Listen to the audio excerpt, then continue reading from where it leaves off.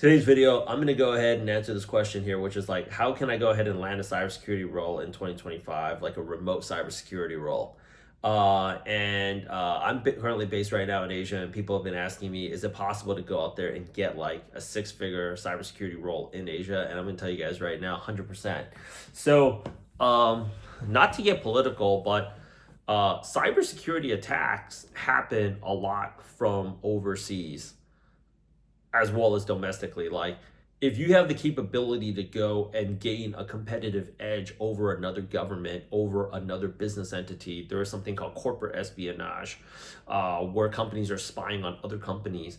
And it's not just always like, oh, we have this digital crime syndicate, a hacker group that's trying to gain entry into a reserve to mine crypto or to go out there and steal digital credits or anything like that. Governments spy on each other all the time. Intelligence agencies spy on each other all the time. Companies spy on each other all the time. And it's back and forth, right? So cybersecurity is a 24/7 racket, unlike I would say most other positions in IT. So if you wanted to go ahead and work overseas, a lot of companies, they do set up overseas offices. And some of the cities that I've just seen people go to, and they're not limited to this, but has the infrastructure to support cybersecurity professionals. And I'm talking about American-based companies where you're going to be in, their overseas branches. In Asia, we're talking about Tokyo, Seoul, South Korea, where I'm at right now, Singapore, Sydney, Australia, Dubai, if we're talking about the Middle East, London, Paris, Frankfurt, over there in Europe, but really, honestly, anywhere and everywhere. The companies that pay the highest rates are always going to be the US companies. If you're talking about also working for overseas based companies like, hey, Rich, I would really want to move to Tokyo. I would love, and working for a Japanese company, by all means, you could do that because a lot of the business of cybersecurity is transacted in the English vernacular, but just understand it's not going to go ahead and pay US rates. If you are working for a US company and you are working at an overseas location, you will get US rates. If you're working for like an overseas company, they don't always pay as well as American companies.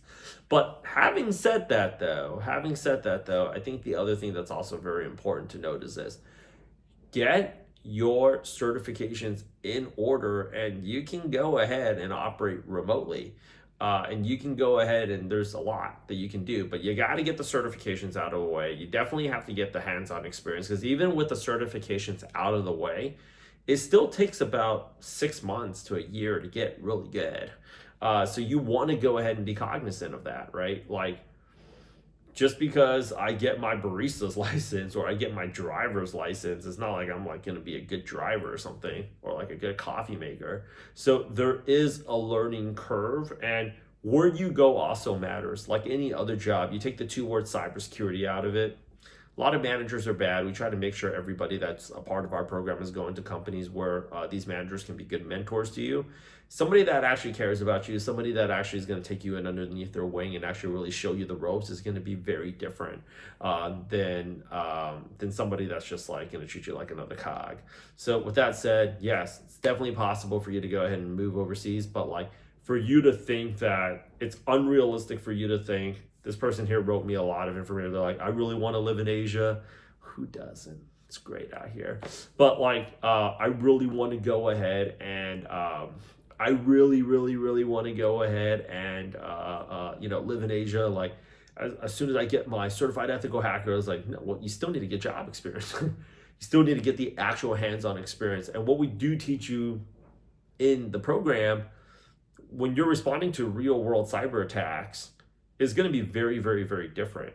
So with all those things said, like, the way that you need to position this job hunt and this endeavor is just like anything else that you want to take on in life. You do one thing at a time.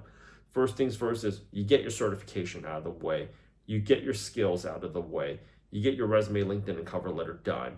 You go ahead and you start applying. You master the interview. You get on the job. And then you have these skills to go out there and learn. In terms of the certification, you learn the vocab, you learn the skills, you learn the exam questions, you schedule your exam date, you take you drill on the practice exams up until you feel comfortable and confident to go out there and take. So you do one thing at a time, and you set these deadlines, and you go to work, and then before you know it, you are off to, beautiful Paris, and before you know it, you'll be eating croissants, Monday all the way to Sunday. But up until that time, it's just kind of a freaking pipe dream.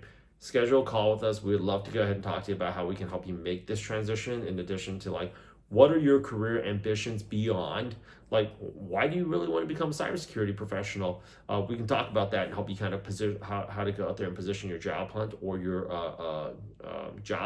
your kind of like career roadmap a little bit better. But that all starts with the phone call. Talk to you very, very soon.